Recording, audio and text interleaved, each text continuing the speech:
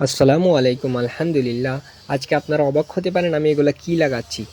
এগুলো লাগানোর পিছনে মূল কারণটা হচ্ছে আমার বদনজর থেকে সেফ থাকার জন্য। এগুলা লাগানোর ফলে কোনো প্রকার বদনজর অ্যাটাক করবে না এবং আমার খামারে অনেকজন অনেক দূর থেকে আসে খামার ভিজিট করার জন্য।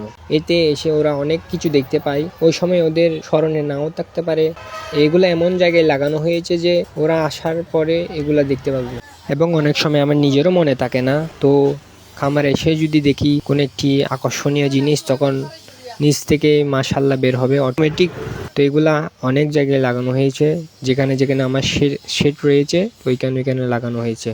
এগুলা মূলত লাগিয়েছি হাঁটা চলার রাস্তায়, অর্থাৎ প্রথমে এসেই তারা ওইগুলা দেখতে পাবে। এগুলা প্রতিটা জায়গায় লাগানো হয়েছে, যেখানে মূলত আমার শেড রয়েছে ওইখানেই এগুলা লাগানো হয়েছে। আপনারা সবাই দোয়া করবেন আল্লাহ তাআলা যেন আমার ফার্মে যেন বারাকা দান করেন। ভিডিওতে যে বাচ্চাগুলো দেখছেন এগুলো হচ্ছে কয়েল পাখির বাচ্চা। মূলত এগুলা ভিডিওতে দেওয়া হয়, কিন্তু আপনারা ভিডিও দেখেন কিন্তু মাশাআল্লাহ বলতে ভুলে যান।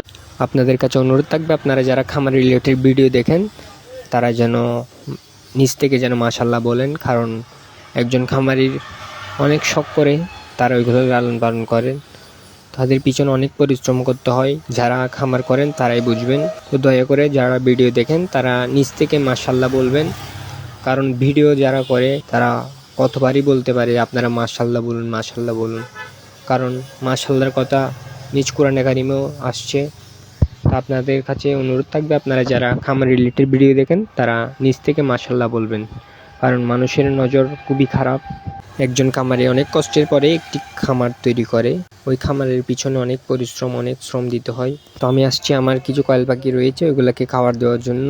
তা আপনারা দেখতে পাচ্ছেন ওই কয়েল পাখিগুলো খুবই সুন্দর খুবই সুস্থ রয়েছে, কিন্তু দুঃখবশত কয়েল পাখিগুলা যেদিন ভিডিও করা হয়েছে ওই দিন রাতে, অর্থাৎ শুক্রবার রাতে 4:35 আমি ঘুম থেকে উঠে দেখি পাখি একটাও নাই। কিসে এসে রাতে পাখিগুলাকে খেয়ে ফেলেছে এবং যে ইয়াগুলো দেখছেন, নেটগুলো দেখছেন ওইগুলা ছিঁড়ে, অর্থাৎ ওইগুলো টুকরা করে ভিতরে ঢুকে একটা পাখিও রাখে নাই।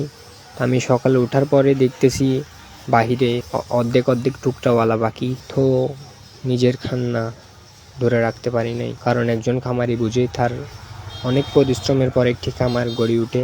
যারা খামার করতে চাচ্ছেন তাদের ধৈর্য ধরে থাকতে হবে, কারণ আল্লাহ তাআলা ধৈর্যবানকে পছন্দ করেন। খামারে অনেক লসের সম্মুখীন হবে, কিন্তু আপনারা যদি লস দেখে যে আপনারা চলে যান তাহলে আপনারা লস হওয়া আর সামনে এগোতে পারবেন না, অর্থাৎ সফলতার মুখ দেখবেন না। আজকের ভিডিও পর্যন্ত। আসসালামু আলাইকুম ওয়া রাহমাতুল্লাহি তাআলা ওয়া বারাকাতুহু।